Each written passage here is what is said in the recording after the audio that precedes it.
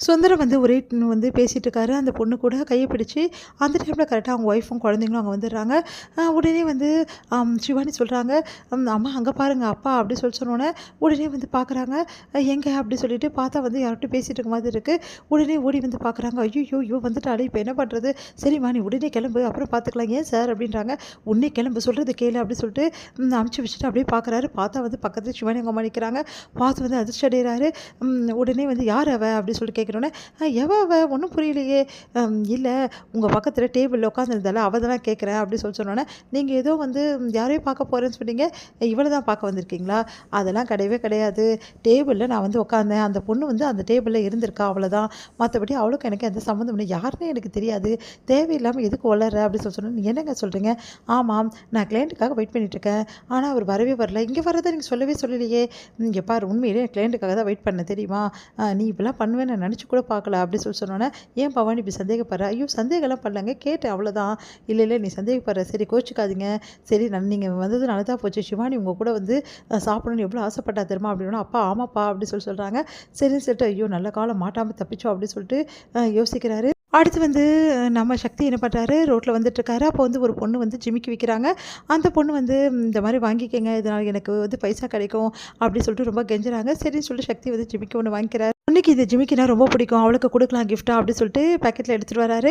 இங்க வந்தோனே என்ன ஆகுதுன்னா, பிரீத்தி வந்து சாரி எடுத்துட்டு வந்து குடுக்குறாங்க. இந்தாங்க இந்த சாரி வந்து நம்ம வந்து ஆஃபீஸ்லேருந்து வந்தது.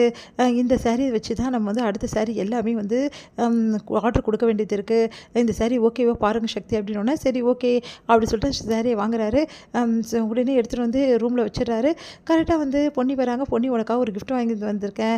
அங்க ட்ரெஸ்ஸிங் டேபிள் மேல இருக்கு. எடுத்துக்கோ அப்படி சொன்னோனே, சாரிய பார்த்துட்டு பொன்னி வந்து எனக்காங்க அப்படின்னு ஆமா உனக்கு தான் அப்படின்னோனே, சாரிய வந்து பொன்னி கட்டிக்கிறாங்க. அடுத்து எல்லாரும் சாமி கும்பிடும்போது சாரி கட்டிட்டு வராங்க. அத பார்க்குற பிரீத்தி செமையா டென்ஷன் ஆயிடுறாங்க. இந்த சாரி வந்து சாம்பிளுக்காக வந்த சாரி. இது ஏன் கட்டின பொன்னி அப்படின்னோனே, சாரிங்க எனக்கு தெரியாது. ஆமா பொன்னி நான் உனக்கு ஜிமிக்கி தான் வாங்கிட்டு வந்தேன் அப்படி சொல்றாரு. அப்படியாங்க தெரியாதுங்க. சாரி நான் போய் கழுவிட்டு வரேன் அப்படி சொல்றாங்க.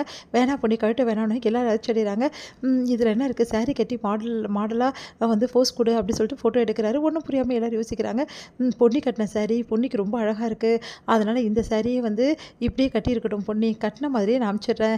இந்த ஃபோட்டோஸ் அனுப்பிச்சா கண்டிப்பா அவங்களுக்கு ரொம்ப பிடிக்கும் அப்படி சொல்றாரு. இத பார்த்து வந்து பிரீத்தி செமையா டென்ஷன் ஆயிடுறாங்க. அடுத்து வந்து கிட்ட வந்து சக்தி வந்து சொல்றாரு, "இங்க பாரு பிரீத்தி இந்த சாரி வந்து பொன்னிக்கு ரொம்ப அழகா இருக்கு.